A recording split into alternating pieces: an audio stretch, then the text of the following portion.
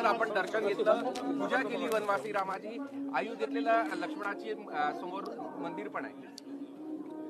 हे जे रामटेकचं मंदिर आहे, गड मंदिर, अतिशय ऐतिहासिक, अतिशय पौराणिक मंदिर आहे. आपल्याला सगळ्यांनाच माहिती आहे की प्रभू श्रीराम जेव्हा वनवासात होते, सर्वाधिक वेळ त्यांनी महाराष्ट्रामध्ये घालवलेला आहे आणि त्यातच रामटेकला देखील प्रभू श्रीरामांचे चरण लागले. या ठिकाणी त्यांना दिव्य शक्ती देखील प्राप्त झाली.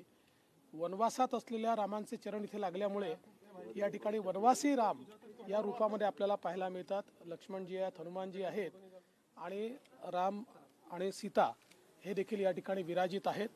खूप मोठा ऐतिहासिक महत्त्व याला आहे. आणि उद्या जेव्हा अयोध्येमध्ये श्री रामलला आपल्या स्थानी विराजमान होणार आहेत, अशावेळी रामांचं दर्शन प्रत्यक्ष ज्या ठिकाणी त्यांचे चरण लागले अशा ठिकाणी होणं हे मी माझं भाग्य समजतो. आणि आज इथे रामटेकमध्ये खूप मोठा महाराष्ट्र शासनाच्या वतीनं महोत्सव देखील चाललेला आहे.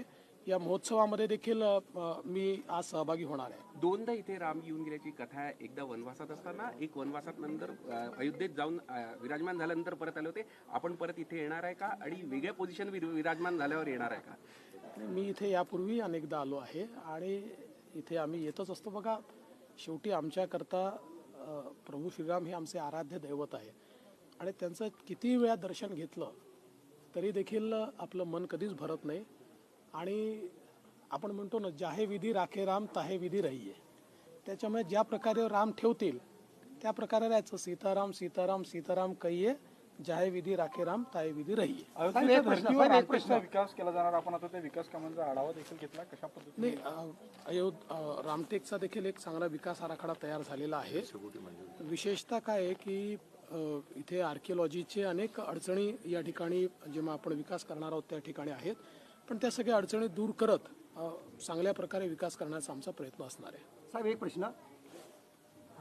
रामटेक पर्यटन क्षेत्राकरिता 150 कोटी मंजूर झाले. पहिला टप्पा 50 कोटीचा आला, 40 कोटीचे काम झालेले आहेत, 10 कोटीचे अजून कामे 1 वर्षाला रखडलेले आहे आणि पर्यटनाची पुष्कळशी कामे अधुरी आहे. त्याच्याबद्दल सर नाही, जे काही कामं, एक तर पहिली गोष्ट, रामटेक करता निधीची कमतरता कधी पडणार नाही. कामं कुठे एखाद दुसरं काम मागे पुढे होतं, पण अशी काही कामं रखडल्यात असं म्हणता येणार नाही.